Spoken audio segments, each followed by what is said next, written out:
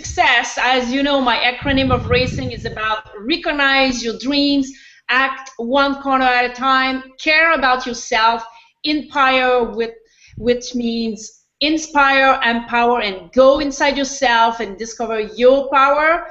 And for never give up, and G for get it done. And today we will talk a lot about the N and the G, the never give up and the get it done in real estate. We have a guru here.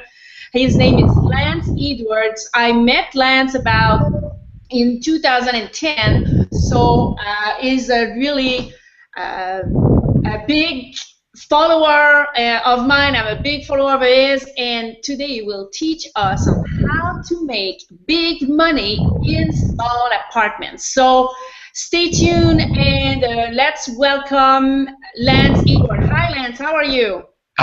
Hi Nadine, it's great to be here with you, and I got to tell you, this is my first Google Hangout, so you got to bear with me on the technology. But it's absolutely great to be here and be able to speak with you and your listeners. Yeah, thank you, and I really like your setup. Big money everywhere. So subconsciously already you are talking about big money. So that's great. That's right. That's right. So Lance, talk to us a little bit about your background. How did you start in real estate? Just a quick snippet on that because you have a lot to say. And if people are want to have question at the end, we will reserve 5-10 minutes of question at the end for you to really answer that question. Is it okay with you? Oh, it'd be fabulous. I love it. Yeah, as way a quick background on me. I back in 2002, I had a full-time corporate job. And I was looking for a backup plan, a way to get out of that, and I discovered real estate. And I took a different route than many people take. I got started in apartment buildings, particularly small apartment buildings. And thanks to small apartments, I was able to retire from my corporate job within 3 years.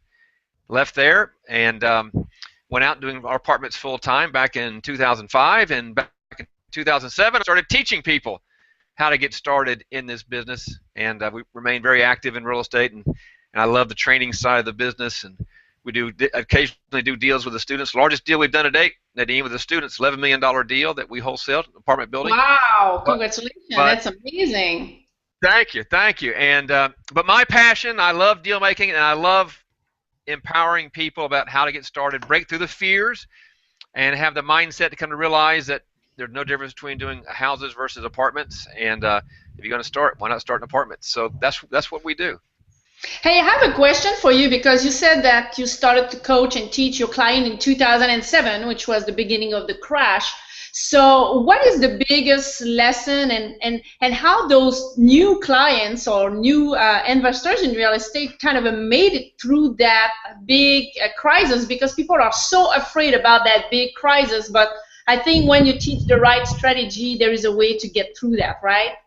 Well, that's exactly right, Nadine. I mean, the people that got hurt in the Great Recession were people who were just paying too much for real estate and had lost track of the fundamentals. And everything we teach is very much predicated on fundamental cash flow on when you buy and hold real estate, and just sticking to the numbers. But also, like we talk about wholesaling, and you can wholesale these properties, put them under contract, and sell your contract. We have nothing tied up in it anyway, so you have no risk in the transaction, and you can do that anywhere in the country. But when it comes to buying and holding, what I'm teaching today, because there's some parts of the country that are starting to heat up again, including my backyard of Houston, and what we teach is just stick to the fundamentals, stick to the numbers. If you stick to the fundamentals and make sure you're only buying properties that will cash flow, so they're paying for them, and you're not having to pay for them, then you keep yourself out of trouble.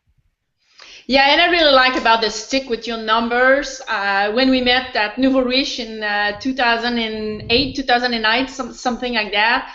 Actually, I am an actuary by trade, so all the classes that they were talking about the number, on how to calculate your ROI, DSCR, and everything, that was the classes that I was loving the most because I was in my comfort zone with the number. But what do you think for your clients? Are the numbers one of their biggest fear or their biggest challenge, you think?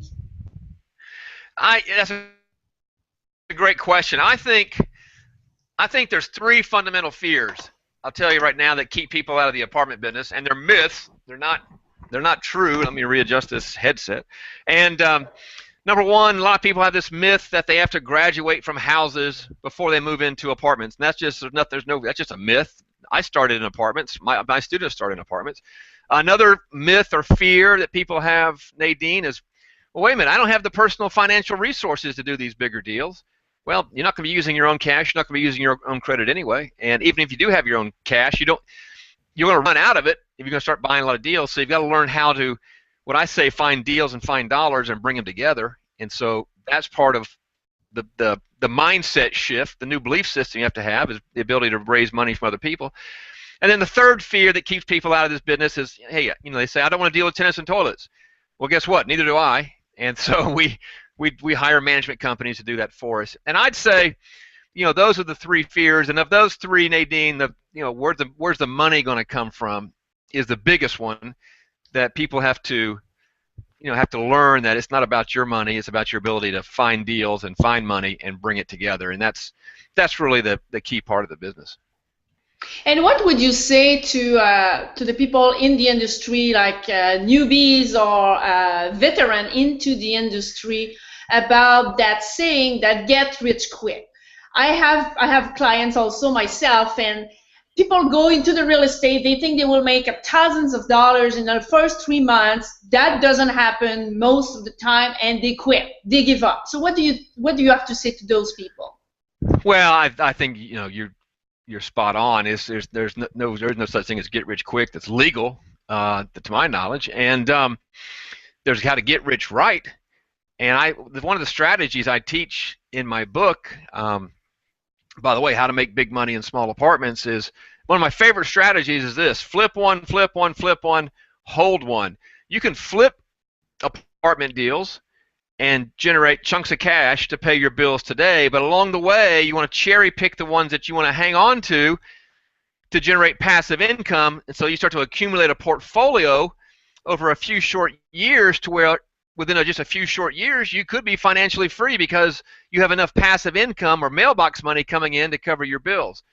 But it's, I don't like these things about get rich quick. I just don't believe that exists. But it's get rich right, which is contrary to what we were taught in school, because we're taught in school, take 40 years working for someone else and save up your 401k and then hope you can retire, as opposed to, no, you could retire in a few short years as long as you're focused on acquiring passive income vehicles like apartment buildings. Yeah, and usually it's retiring with a $4 watch, $40 watch.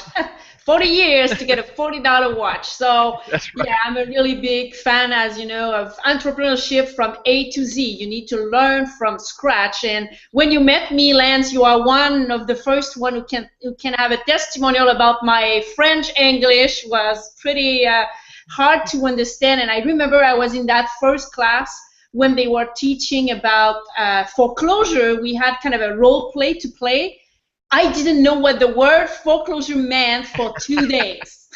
I was lost like crazy. So foreclosure actually in Canada barely didn't exist. Like lease option doesn't exist in Canada. The 1031 exchange and the IRA 401k, these were all new words for me when I was barely speaking English. And you are a little bit like me also. Because a lot of people, they are afraid to do business out of state. And as you said about the numbers, like me when I started in real estate, about 14 deals in 1.5 years, all out of state with 4 different teams and 3 different states. And a lot of people, they want to do real estate just in their backyard. Like here in California, forget it. The numbers are so not good. So right. You invest in different states, and sometimes you don't even see the houses either, right? Well, yes. One of the advantages of apartments that attracted me early on was the fact that I'm not limited in my own backyard. That I could be investing in apartment buildings all over the country because it's going to be managed by management companies to begin with, and so many of my students are doing their very first deals out of their backyard. For example, I just interviewed one.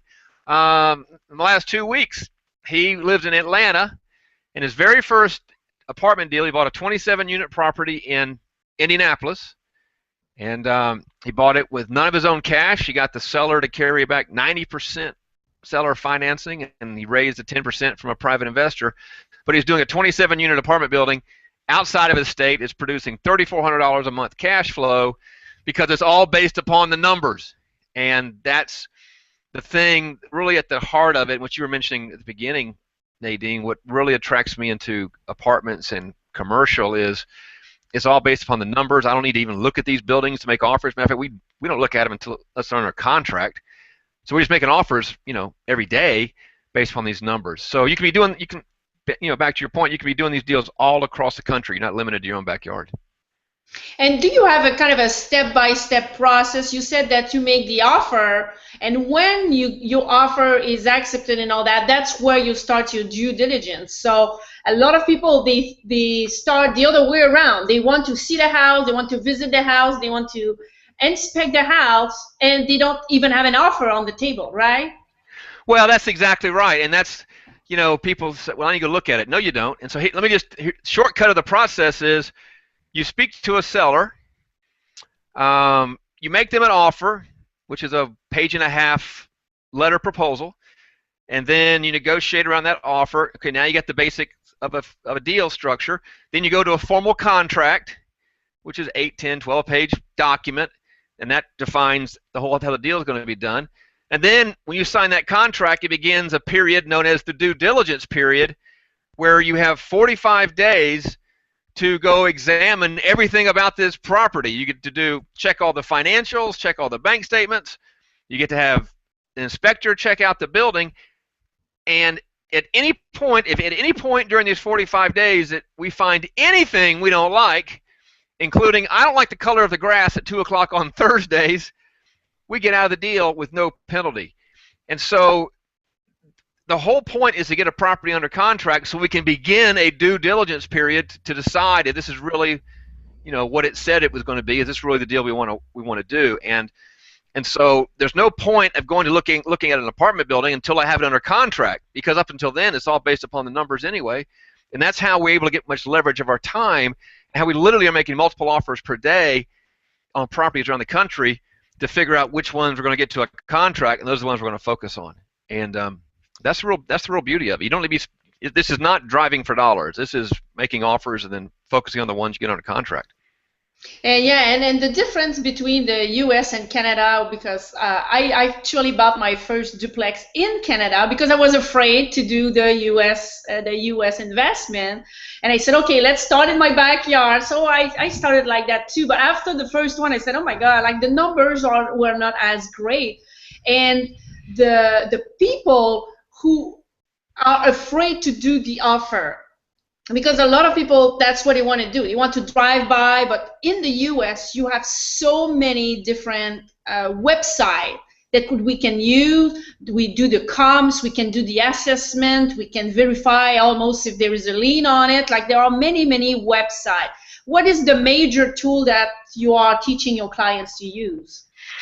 Well, that's a great question, because you're right. I mean, one of the great resources for finding properties is websites. There's many, many websites out there with properties for listing, apartments, all kind of commercial properties.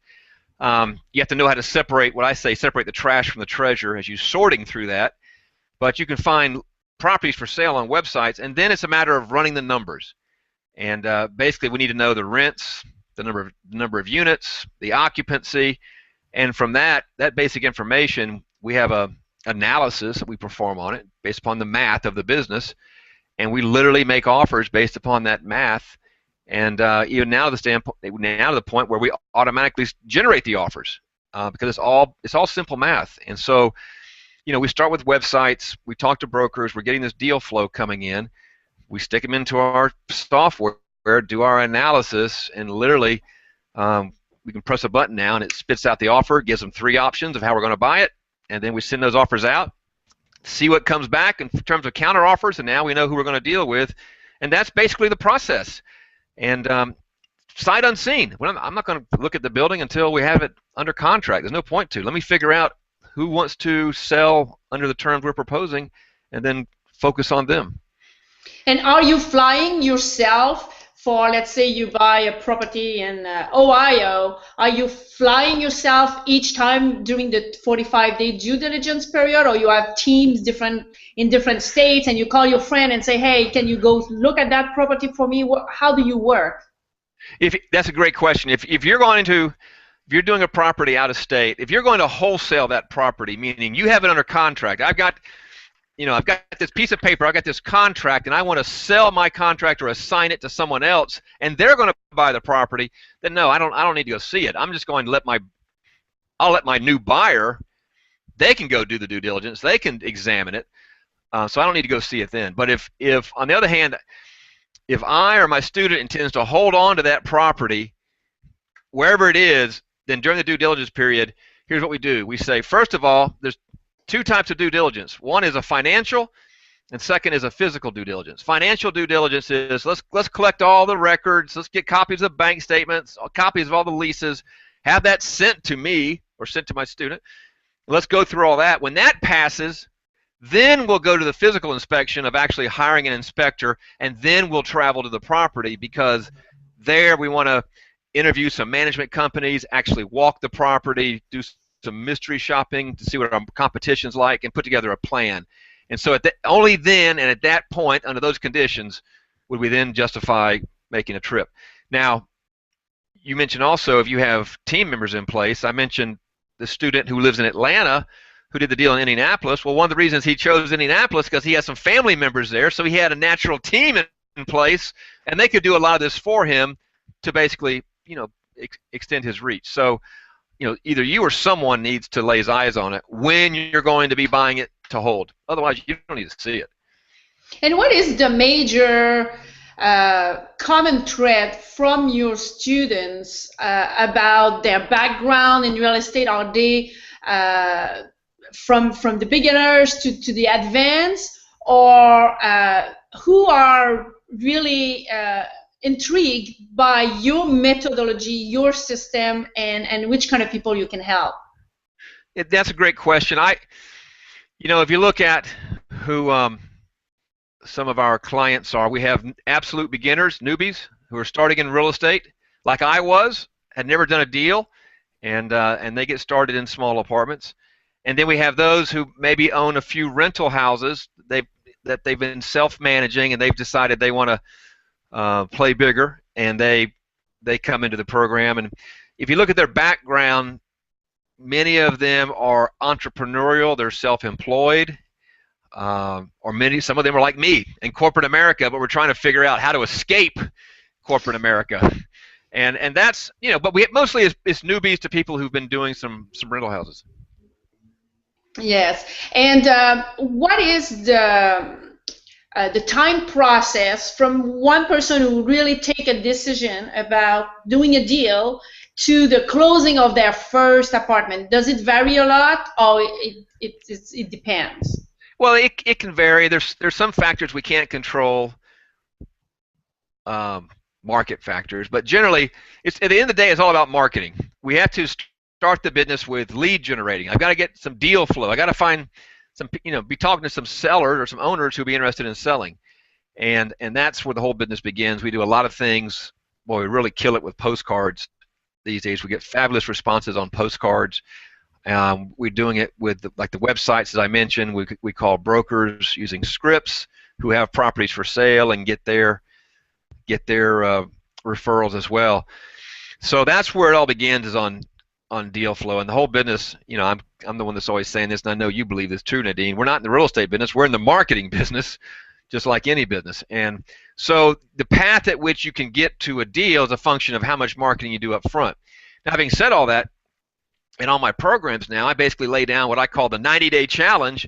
Let's get you into your first deal within 90 days, because I found that if I can dangle an incentive, if I can dangle the carrot, it's human nature, that gives somebody a deadline and an incentive to get there. Their subconscious will help drive them there. And so we've got, some of my students I could rattle off. I've got a 28-year-old young fella. I was going to call him a kid because I'm an old guy, but a 28-year-old young fella did his first deal in 58 days in Baltimore. He made $125,000 equity. I've got a student here in Houston. He flipped a couple of properties in his first 90 days. He made One of them made 11,000. One he made 23,000. And I've got another student. Well, the one I just interviewed last 2 weeks in Atlanta, he did his deal within his first 90 days. Bought that 24-unit property. So, 90 days is a good time frame. I think it's a good target to set.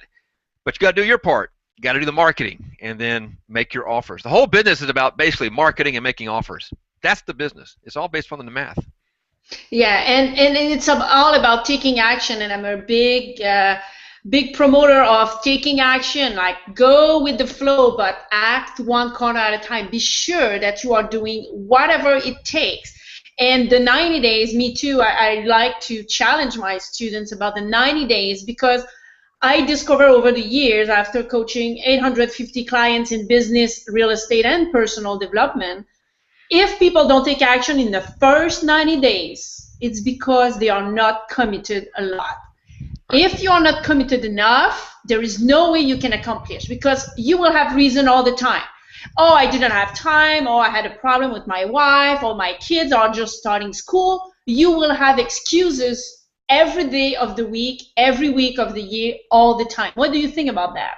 Oh, I'm in, sister. I mean, I think, one of the things, and that's what I love about your teachings and your show, and why we're in some of the same programs together, is because I believe 70% of success in this business or any business is your mindset. And by mindset, I mean the ability to take action despite fear, the ability to take action even though I don't feel like taking action. And so all those things that you're mentioning, all the excuses that come up, all the reasons why I'm not doing it is just excuses. And so that 90-day focus, that 90-day challenge is important, because when I talk about, we have to create new habits for ourselves. And it's like, if I were to exercise this arm every day, it would create a new habit of that. So I've got to create new mental habits around this business. And so 90 days gives a focus to it. Then we break it down to there. Okay, what are the daily and weekly activities that must consistently happen in my business in order to generate cash flow? Because I've got to create those habits, or I've got to create what I call the rhythm of being in this rhythm of, this is what we do on a routine basis, because these are the activities that are going to put us into the deals. And that's just who we are. This is what we do. And that's part of a mindset shift. It's part of just creating habits. And the good news is it's all learnable. It's all learnable, and it takes coaching generally. Someone, I call it, accountability, and sometimes lovingly kick us in the fanny and keep us on track. But you're spot on, Nadine. I can talk hours on this topic. Yeah, I know. We have a lot of things in common, and it's always fun to interview you and be around you, because you have a lot of energy, a lot of passion, and that's what it takes. If people don't have passion, if you don't have the biggest why, your why needs to be bigger than your challenges. And in real estate, trust me, you will have a lot of challenges. So if you are not willing to take the challenge, that will never work. So it's why you need to focus on your big why. Is it your family? Is it the quality of life, the lifestyle, traveling around the world? When this is really clear, and I really work a lot on that vision, that dreams with my clients in business or real estate, it's all about that big why. When you have that big why, now you can go to the day-to-day and the action and the 90-day challenge with Lance and things like that. But again, your why needs to be bigger than your challenges. Oh, I mean, yes, that's the first thing. When we teach people apartments, I teach them, no, let me tell you what you really need to do. You need to create your reason why.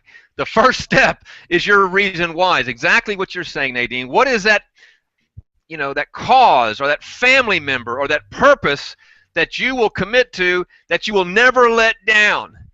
Because I've observed that we, as human beings, we may not cross the street to help ourselves, but we will walk across hot coals to take care of someone we care about. And so you've got to have that reason why. That's the leverage on ourselves. And for me, I can tell you, when I got started, Nadine, my reason why back over a decade ago was my young daughter, who at the time was probably about 9 or 10 years old, and I, wanted to be able to be in a position that when she came time for her to go to college, that no matter what university she chose, no matter what the cost was, if she turned to me and said, Daddy, this is the one I want, I was going to be able to say, well, baby, this is the one you get. And that's what drove me. That's what led me into real estate, and that's what drove me through all the challenges that you're talking about, which, guess what? They happen every day. It's what drove me through those challenges to the point where just a few short years ago, I was able to fund her in one of the most expensive private universities in the country. But that reason why was so strong for me because there was no way that I was going to let her down. The idea of having to deny her what she wanted in terms of university, that the pain of possibly doing that was much stronger than any fear I had in front of me or addressing the challenges, because I had, there's no way I was going back. And so, we have to get very specific, very concrete with that reason why, because that, exactly like Nadine says, drives us through those challenges. Yeah, and thank you so much for that story. That was really powerful. And for the last few minutes, Lance, it's all the time we've got, but we could talk for hours and hours. Of course, we need to do a real estate event together at one point. I think it would be pretty fun. That would be. So, how the people can reach you and talk about your book, your website, and your next events around the country? All right, very good. What I'd like to do for everyone here on with Nadine is I do have a book. It's a best-selling book, How to Make Big Money in Small Apartments, and it talks about everything we've been talking about here, how to get the business started. It's basically everything that we teach, all the systems we use are taught in here, and I want to give you this book for free. Wow! It's my free gift to you, and you can go to this website. It's freeapartmentsbook.com, freeapartmentsbook.com, and go there and get my bestseller for free.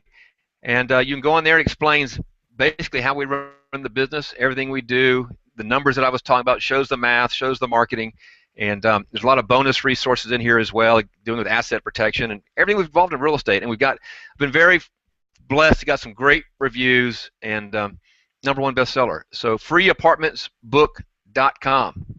Wow, thank you so much, Lance, and we'll post that also. We will continue to market that web TV show, of course, and we will put the link so people take action, take opportunity. It's giving us a book, and actually I don't have your book, so of course I will get it too. Be sure that you are taking action. And how the people can see you around the country now? Well, we have workshops we conduct around the country. I'm going to be in Florida next week. We're all over the country. We have boot camps once a month. So if you'll go to dealsanddollarsclub.com, dealsanddollarsclub.com, you can see information about where our events are occurring. You subscribe to our weekly newsletter there, which keeps you updated on all the events and interviews with Nadine's featured in there. And great expert trainers and speakers, but dealsanddollarsclub.com, you can get track with us and learn how to plug in with us. Yeah, thank you so much, Lance, for your good knowledge, good energy, and good passion, and like doing business with you in the future. I hope I will get back into real estate a little bit more. Now I'm speaking all over the world, so of course I speak a lot in real estate too. We just need to reconnect. You are in Memphis, right? No, Houston. No. I'm in Houston. Houston. Okay, cool. So for everybody, be sure that you are taking opportunity and action about what Lance is giving you. Good tools, good strategy, a free book.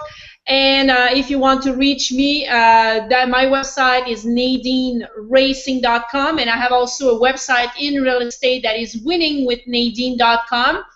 And be sure you are following Lance and I on our fan pages on Facebook, Twitter, LinkedIn, and all that. Lance is really one of the experts in the industry, and not as much as a guru get rich quick, which I love about Lance. It's about hard work. It's about going through the challenges, having an action plan, and having the right coaches and the right mentor. And I think Lance has really a good knowledge and wisdom for us. And actually, I'm working with a couple of clients right now. We are talking about apartments, so hopefully we'll be able to do something with you pretty soon, Lance. Super. A last word for the listeners? Yes, I would say, first of all, thank you for being here. Thank you, Nadine, for the opportunity to speak today. You're in great hands if you're following Nadine's teachings, and known of her, been following her for years. And, my last word is whatever you're going to do, whatever vehicle you're going to get started in, just take action. Create that reason why. Realize it's part of the mindset. You've got to make some new belief systems in order to change your life. And so start with creating that reason why and find something that's going to compel you to make change and take action every day. Awesome. So thank you so much, Lance, and talk to you pretty soon. And thanks for everybody to be on Racing to Success, a web TV show. See you soon.